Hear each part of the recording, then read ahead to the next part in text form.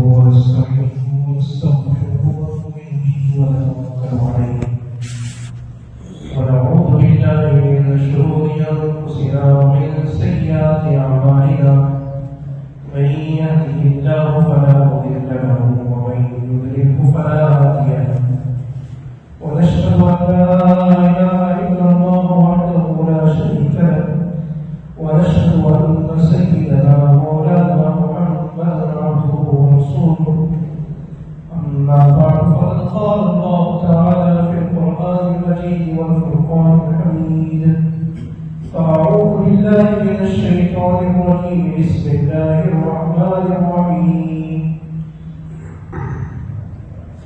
هو الذي خلق لكم ما في الأرض جميعا وقال تعالى وإنه لحب الخير لحب الخير لشديد صدق الله مولانا العظيم. محترم ناظرین، اللہ تبارک و تعالیٰ نے یہ ساری دنیا انسان کے لیے بنائی ہے. هو الذي خلق لكم ما في الأرض جميعا. زمین میں جو کچھ ہے وہ اللہ نے صرف اور صرف انسان کے لیے بنایا. ساری چیزیں کائنات کی انسان کی خدمت میں لگی ہوئی. سورج ہو، چاند ہو، ایک زمین و آسمان ہو، جاندار ہو، چرند ہو، پرند ہو، ہر چیز انسان کی خدمت میں لگی ہوئی ہے، انسان کی نوکری کر رہی ہے، چاکری کر رہی ہے.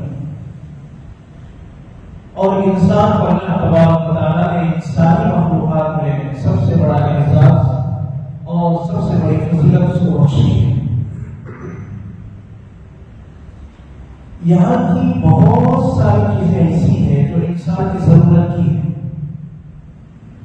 کھانا ہے، پانی ہے، ہوا ہے، کپڑے ہیں، گھر ہے، بیوی بچے ہیں، گھر میں ہزاروں طرح کے سامان ہیں، چیزیں ہیں.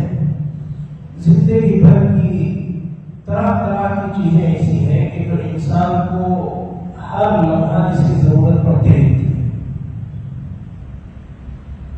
اور انسان ان سب چیزوں کا محتاج ہے. ہر تھوڑی دیر میں پانی کا محتاج، ہر تھوڑی دیر میں کھانے کا محتاج، کپڑے کا محتاج، گھر کا محتاج. اور اللہ نے جتنی چیزیں بنائی ہیں ان سب سے وہ فائدہ بھی اٹھاتا ہے اور ان سب کا وہ محتاج بھی ہے. اور یہاں کی جتنی چیزیں ہیں اس کی محبت کے اللہ نے اس کے دل میں رکھی ہے. یہاں کی جو چیزیں اللہ نے بنائی ہیں ان سب کی محبت بھی انسان کے دل میں ہے. اللہ تبارک و تعالیٰ فرماتے ہیں زُيِّنَ لِلنَّاسِ حُبُّ الشَّهَوَاتِ. جو مرغوب چیزیں ہیں، محبوب چیزیں ہیں، انسان کی پسندیدہ چیزیں ہیں، ان کی محبت ہم نے اس کے دل میں ڈال دی ہے. من النساء عورتیں ہیں، والبنین بیٹے ہیں، اولاد ہیں، والقناطیر المقنطرہ سونے چاندی کے ڈھیر ہیں، والخیل المسومہ نشان لگے ہوئے گھوڑے یعنی سواریاں، والانعام طرح طرح کے چوپائے، گائے ہیں، بھینس ہے، بکری ہے، دوسرے بہت سارے جانور ہیں، والحرث کھیتی باڑی کی چیزیں. ان ساری چیزوں کی محبت بھی ہم نے انسان کے دل میں ڈالی.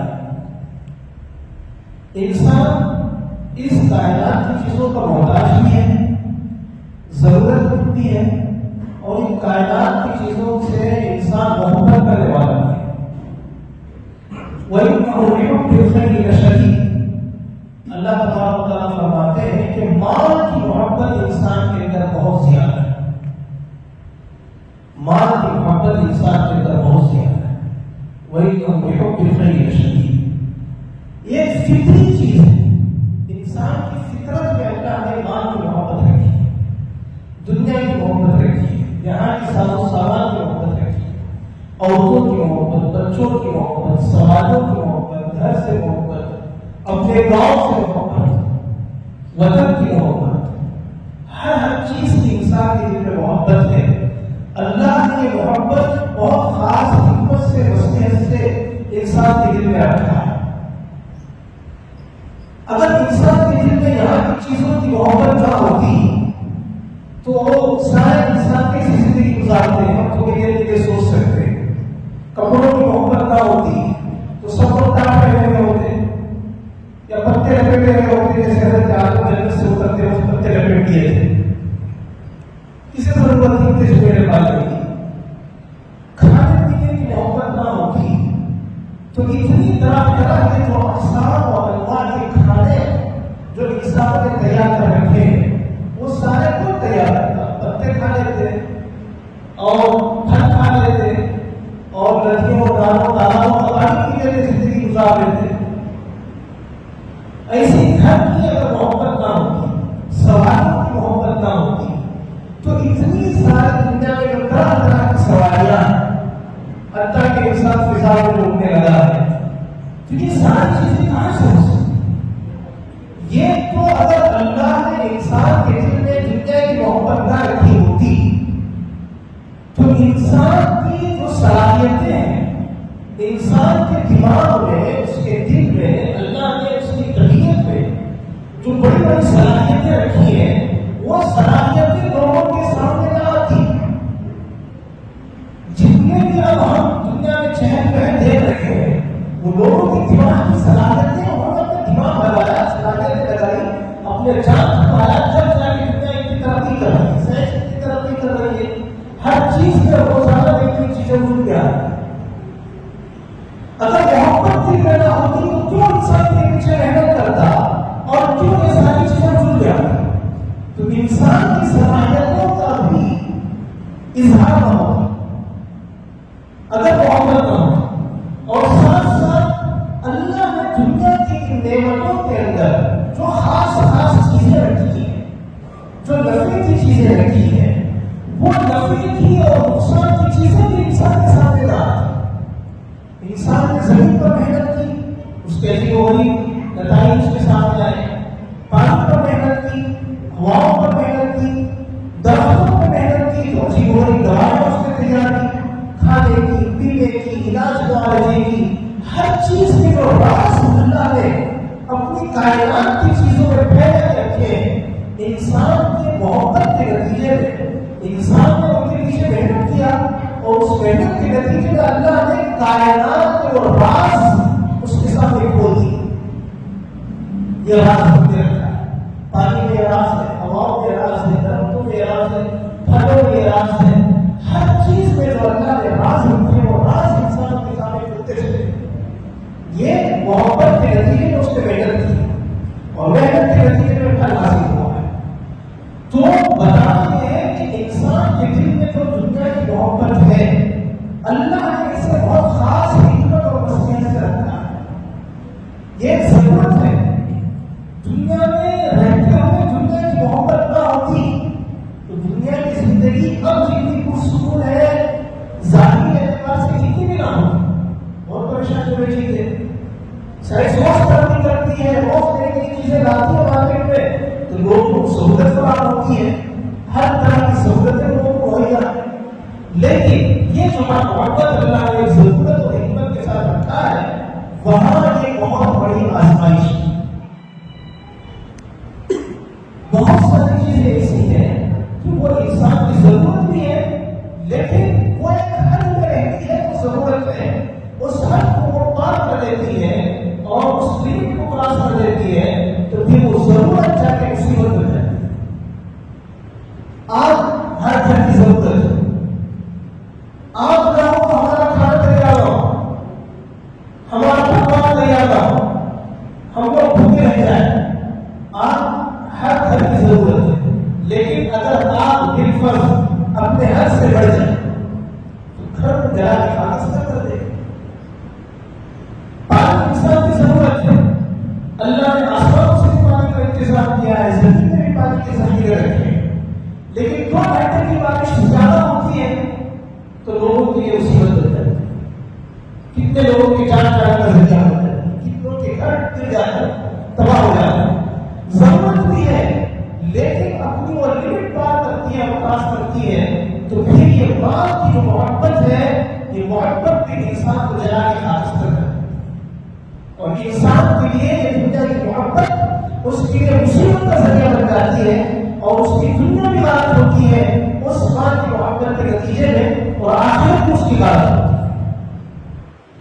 دنیا میں مال کمانا، مال جمانا اور اپنی ضرورتوں کو اس کے ذریعے سے پورا کرنا یہ اللہ کی تعلیمات ہے، رسول اللہ کی ارشادات ہے۔ اسلام یہ نہیں سکھایا کہ آپ دنیا چھوڑ کے جا کے جنگل میں رہ جائیں۔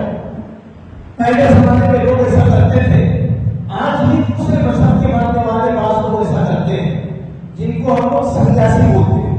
سنیاسی نے بھی چلا دیا، اور وہ جا کے جنگلوں میں ان کو کھانے پینے سے اور دنیا کی خواہشات سے کوئی مطلب نہیں، اور وہ اس بات میں کتنے سچے ہیں وہ جانے خدا جانے، لیکن یہ سارے لوگ دنیا چھوڑ کے جا کے جنگل میں بسیرا کر دیتے ہیں۔ اس کو اسلام کا رحمانیت کہا گیا ہے۔ شریعت نے اس کی تعریف نہیں دی ہے کہ ہم دنیا چھوڑ کے جنگل میں چلے جائیں یا دنیا کی چیزوں سے فائدہ نہ اٹھائیں، دنیا کی یہاں اللہ نے جو نعمتیں رکھی ہیں ان سے فائدہ نہ اٹھائیں۔ اس کا اللہ نے ہم کو حکم نہیں دیا ہے، بلکہ حکم کیا دیا؟ طلب کسب الحلال فریضۃ بعد الفریضہ، کہ رسول اللہ صلی اللہ علیہ وسلم فرماتے ہیں حلال کمائی کی کوشش کرنا فرائض کے بعد سب سے بڑا فرض ہے۔ حلال کمائی کی کوشش کرنا فرائض کے بعد سب سے بڑا فرض ہے۔ تو اس میں پہلی بات رسول اللہ صلی اللہ علیہ وسلم نے ارشاد فرمائی طلب کسب الحلال، حلال کمائی کی کوشش کرو۔ کوشش آدمی کوشش ہی نہ کرے، ہاتھ پہ ہاتھ رکھ کے بیٹھ جائے اور پھر دنیا کمانے کے لیے، روزی کے لیے، روٹی کے لیے پسینہ نہ بہائے، محنت نہ کرے، مارکیٹ میں، دکان میں، بازار میں، کھیتی میں، باڑی میں اپنے آپ کو نہ تھکائے، حلال کمائی حاصل کرنے کے لیے اللہ کے پسند ہے۔ رسول اللہ صلی اللہ علیہ وسلم کے پاس ایک مرتبہ ایک صحابی آئے، آ کر انہوں نے کچھ مانگا۔ حضور صلی اللہ علیہ وسلم نے کسی سے مانگنا بالکل پسند نہیں کرتے تھے، اللہ کو بھی پسند کرتے، تو حضور نے فرمایا کہ بھائی کیوں مانگ رہے ہیں، مانگنے کی کیا ضرورت ہے؟ تو کہا میرے پاس کچھ نہیں ہے کھانے کے لیے، فقر پاپا ہی تھا۔ حضور نے کہا گھر میں کوئی چیز ہے تمہارے پاس؟ انہوں نے کہا کچھ نہیں۔ کچھ تو ہوگا، کہا کہ بس ایک لوٹا ہے، پانی پیتا ہوں اسی سے اور اسی میں کچھ ڈال کے کھا لیتا ہوں، اس پیالے کے علاوہ کچھ نہیں۔ حضور نے کہا وہی پیالہ اٹھا لے گا، وہ پیالہ لے کے آئے تو حضور نے لوگوں کے سامنے کہا یہ پیالہ ہے، اس کو کون خریدے گا؟ تو ایک صحابی نے کہا کہ یا رسول اللہ میں خریدوں، یہ درہم۔ حضور نے کہا میں یزید، اور وہ بالکل زیادہ دے گا، تو اور صحابی نے کہا کہ میں 2 درہم، حالانکہ وہ اتنے کا نہیں تھا۔ حضور نے ان کی لاش رکھتے ہوئے بات کہی اور صحابہ نے کہا کہ میں 2 درہم، تو حضور نے کہا کہ اچھی بات ہے تم لے لو، 2 درہم یا درہم سے لے کے ان صحابی کو دیا اور کہا جا کے دکان سے بازار سے کلاڑی خرید کے، کلاڑی خرید کے لائی 1 درہم۔ تو حضور نے اس کلاڑی میں اپنے ہاتھ سے لکڑی ڈالی، لکڑی اس کے اندر جما کے ان کو اڑا دی اور کہا کہ یہ درہم جو بچا ہے تمہارے پاس اس سے کھانے پینے کی کچھ چیزیں خریدو۔ اب دیکھو تمہارا کام یہ ہے کہ جاؤ جنگل میں درخت کاٹو، لکڑی کاٹو اور لا کے بیچو۔ 15 دن تک میں تمہاری صورت دیکھنا نہیں چاہتا، 15 دن کے بعد آگے نہیں جاتے۔ اب وہ صحابی گئے اور جا کے 15 دن تک وہ لکڑیاں کاٹتے رہے، بیچتے رہے، کام کرتے رہے۔ 15 دن کے بعد آئے تو ان کی حالت پہلے سے بہت اچھی تھی، ان کے بدن پہ پورے کپڑے تھے اور 2-4 پیسے ان کے پاس جمع ہوئے تھے۔ تو رسول اللہ صلی اللہ علیہ وسلم نے فرمایا دیکھو یہ چیز بہتر ہے یا یہ بہتر ہے کہ تم لوگوں کے سامنے ہاتھ ملا دیکھو۔ تو کسب حلال، حلال کمائی کے لیے کوشش کرنا یہ اسلام کا بہت بڑا حکم ہے، بہت بڑا فرض ہے۔ اسی لیے اللہ تبارک و تعالیٰ نے انبیاء کو حکم دیا یا ایھا الرسل کلوا من الطیبات، اے پیغمبروں حلال روزی کھاؤ اور وعملوا صالحا اور نیک عمل کرو۔ رسول اللہ صلی اللہ علیہ وسلم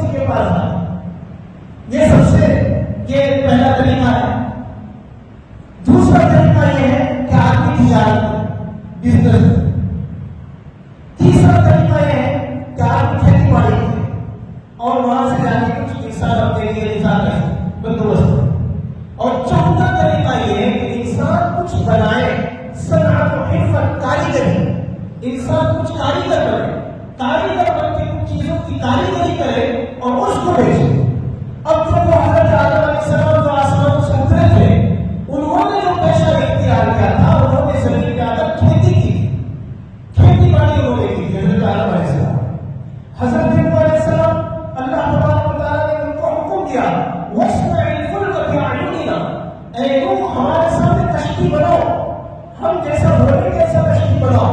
تو کاریگری حضرت داؤد علیہ السلام وَعَلَمْنَا لَهُ الْحَدِيدَ، حضرت داؤد علیہ السلام کے بارے میں اللہ فرماتے ہیں ہم نے لوہا ان کے لیے نرم کر دیا تھا جس سے وہ زیادہ بناتے تھے. زیادہ مطلب چند پہ پہننے کی جاکٹ لوہے کی اس زمانے میں جو پہنتے تھے، اور اسی طرح بڑے بڑے برتن بناتے تھے. بنا کے حضرت داؤد علیہ السلام بیچتے تھے اور اس کی کمائی کھاتے تھے. اب ہمارے رسول اللہ صلی اللہ علیہ وسلم کو دیکھو کہ رسول اللہ صلی اللہ علیہ وسلم نے بکریاں چلائی. یہ دیران کے اوپر، دیران سے بھی چھوٹا حصہ جس کو ہمارے یہاں آنا بولتے ہیں، 4 آنا 8 آنا جیسا بولتے ہیں، تو ایسا دیران بولتے تھے. کئی دیران کئی دیران یا درہم بنتا تھا. تو رسول اللہ صلی اللہ علیہ وسلم نے چند دیرانوں پر مکے میں بکریاں چلائی، مطلب نوکری کی، دوسرے کے پاس جا کے ملازمت کی. اور اسی طرح اس کے بعد رسول اللہ صلی اللہ علیہ وسلم نے جب کچھ ہوش آئے، بڑے ہوئے، تو اپنے چچا حضرت ابو طالب کے ساتھ تجارت کا سامان لے کے ان کے شام گئے. پھر بعد میں نبوت کے ملنے تک رسول اللہ صلی اللہ علیہ وسلم کا یہی مشورہ تھا کہ رسول اللہ صلی اللہ علیہ وسلم تجارت کرتے تھے، بزنس کرتے تھے. خود رسول اللہ صلی اللہ علیہ وسلم نے فرمایا ہے اللہ نے رزق کے 10 حصوں میں سے 9 حصے اللہ نے تجارت کر رکھے. تجارت بڑی برکت کی چیز ہے. تو حضور نے ملازمت بھی کی ہے، حضور نے تجارت بھی کی ہے، اور مدینہ منورہ آنے کے بعد بعض روایتوں میں آتا ہے کہ حضور نے کھیتی باڑی بھی کی. تو ان کا اطیب ما اکلتم من کسب، سب سے بہترین کمائی وہ ہے جو تم اپنے ہاتھوں سے کھاتے ہیں. دوسروں کے اوپر بوجھ نہیں بنتے. جب تک انسان کی طاقت ہے، ہاتھ پیر چلتے پھرتے ہیں، اپنا کام کر سکتا ہے، وہ اپنا کام کرے. حضرت ابو الدرداء رضی اللہ عنہ مسجد کے بازو دور تک بیٹھتے تھے. تو لوگوں نے کہا کہ حضرت اس عمر میں آپ کو نکلنے کیا ضرورت ہے، اللہ نے آپ کو روک دیا. کہا کہ نہیں، حضور نے فرمایا کہ سب سے بہترین کمائی وہ ہے جو اپنے ہاتھوں سے. میں چاہتا ہوں کہ میں اپنے ہاتھ سے کماؤں اور کھاؤں. تو وہ سب سے پہلی بات طلب کسب حلال، حلال کمائی کے لیے محنت کرو، کوشش کریں، یہ شریعت پسند کرتی ہے. دوسری بات یہ حلال کا لحاظ کرو، حرام کرے.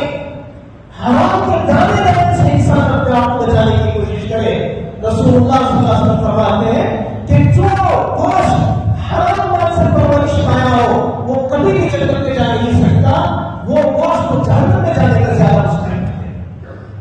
حرام کا اللہ کو پسند ہے. ہرگز اللہ تبارک و تعالیٰ حرام کے لقمے کو نہیں پسند کرتے. حرام کا یہ لقمہ ہونے چلا جاتا ہے 40 دن کی مقبول نمازیں اللہ تبارک و تعالیٰ رد کر دیتے. اب سوچ کے دیکھیں ہماری نمازوں میں سال بھر میں شاید کوئی ایک نماز ایسی ہوتی ہوگی کہ نہیں ہوتی ہوگی جو اللہ کو قبول ہوتی ہو اللہ کے پاس. زندگی بھر کی ہماری نمازیں کٹورے تو شاید 30-40 نکل آئے. یہ حرام کے روپ میں سے اتنی بڑی نوسط آتی ہے. حرام میں سب سے بڑی چیز سود بیان کرنے سے کہ اس کی اتنی بڑی لعنت ہے کہ قرآن و حدیث میں شرک کے بعد کوئی ایسا گناہ نہیں ہے جو اس سے خطرناک. شرک کے بعد سب سے بڑا گناہ ہے وہ بیان اور سود کا ہے. لیکن کتنے لوگ ایسے ہیں جو بہانوں سے لوگ لیتے رہتے ہیں، بہانوں سے اور سود کے کاروبار کرتے رہتے ہیں. شریعت کے اندر اللہ کے نبی صلی اللہ علیہ وسلم نے فرمایا کہ جو سودی کاروبار کرتا ہے وہ اللہ سے جنگ کا اعلان کرتا ہے. بہت بڑی نحوست، اس کی نحوست کا ہم تصور نہیں کر سکتے. تو حرام سے، سود سے بچنا ہے، رشوت سے بچنا ہے، جھوٹ سے بچنا ہے کاروبار میں. رسول اللہ صلی اللہ علیہ وسلم فرماتے ہیں التجار یحشر التجار فجار یوم القیامہ. قیامت کے لیے تاجروں کو فاسق فاجر بنا کے اٹھایا جائے. کیوں؟ اس لیے کہ یہ دھوکہ دیتے ہیں، یہ جھوٹ بولتے ہیں، یہ عیب کو چھپاتے ہیں، یہ سامنے والے کی مجبوری کا فائدہ اٹھاتے ہیں.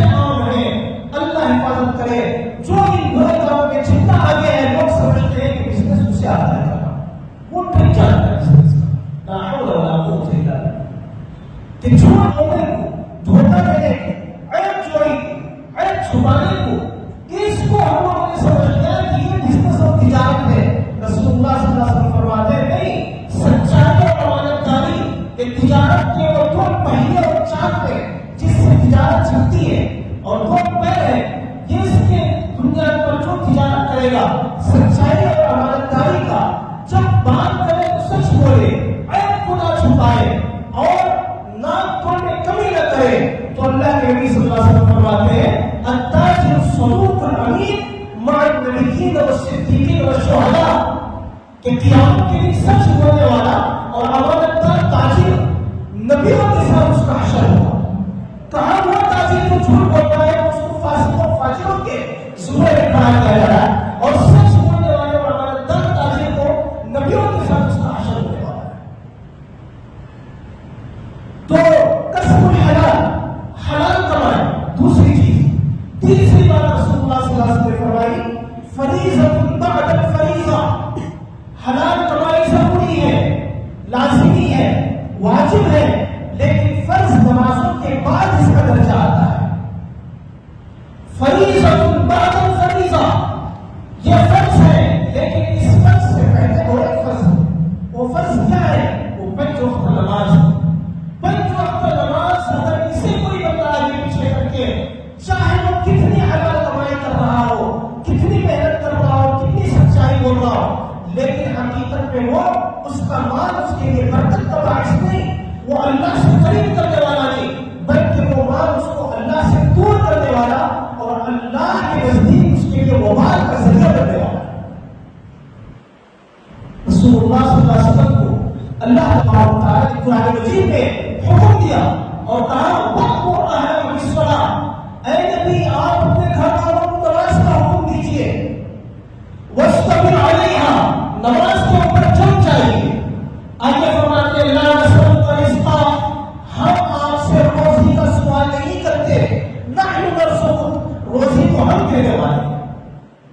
عجیب آیت ہے، اللہ نے اس میں روزی کو نماز سے جوڑ کر ذکر کیا ہے۔ کہا کہ اے نبی آپ نماز کی پابندی کیجیے، لا نسألک رزقا، روزی کا ہم آپ سے نہیں سوال کرتے، روزی تو ہم دیتے ہیں، روزی کے خزانے تو ہمارے پاس ہے۔ ہماری ذات وہ ذات ہے جو ہر عیب سے پاک ہے اور بھوک اور فقر و فاقے سے پاک ہے۔ ہر انسان، ہر جاندار اللہ کی محتاج اور اس کی دستگیر ہے۔ تو اب یہ آیت بہت اہم آیت ہے۔ ہم میں سے بہت سارے لوگ ماشاءاللہ حلال روزی کے کاروبار میں لگے رہتے ہیں، لیکن پیٹرول کے اپنے آپ کو دیکھنے کی ضرورت ہے۔ نماز کا وقت آتا ہے تو اب دن کا وقت ہے اور ہمارا رویہ کیا ہوتا ہے؟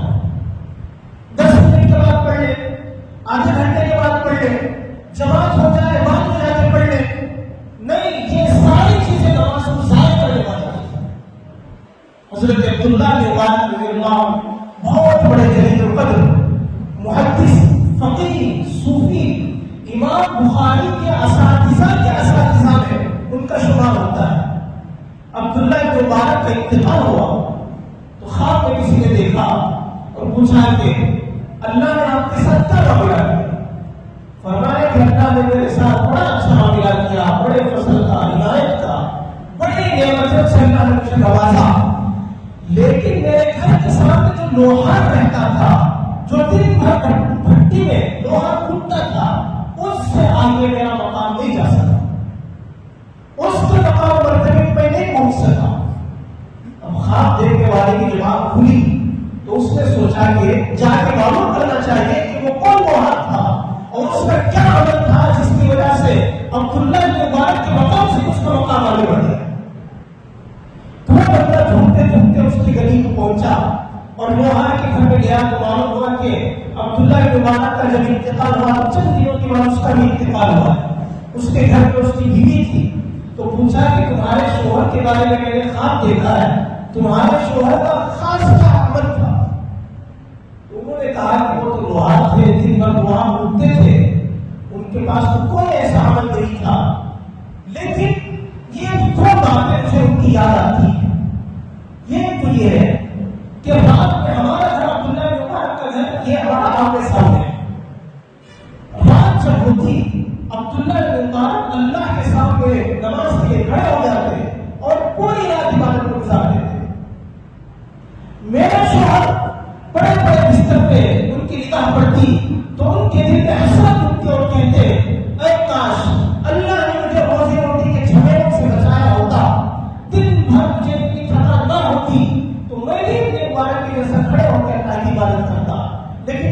بھر میرے مشقت ہے، محنت ہے، مزدوری ہے، کام کر کے تھک جاتا ہوں، اس لیے سونا پڑتا ہے. نہیں، اگر اللہ نے مجھے کچھ تھوڑی بہت مال کی وسعت دی ہوتی، میں بھی عبداللہ بن مبارک کے حساب سے رب کے سامنے ہاتھ پاٹ کے کھڑا ہوتا. یہ وہ اس کو حسرت کرتے. انہوں نے کہا کہ دوسرا کیا عمل تھا؟ کہا دوسرا عمل یہ تھا کہ جب وہ لوہا ٹوٹنے کے لیے ہتھوڑا اٹھاتے اور ان کے کانوں میں اذان کی آواز پڑ جاتی، ہتھوڑا اٹھائے ہوئے ہوتے تو پیچھے پھینک دیتے، اسے سامنے لا کے پٹانا ان کو گوارا نہیں تھا. تو بولتے اللہ کی جب آواز پکار کانوں میں پڑ گئی، اب اس ہتھوڑے کو میں گرانا بھی پسند نہیں کرتا، پھر وہ پھینک کے نماز کی روٹی کھڑے ہو جاتے.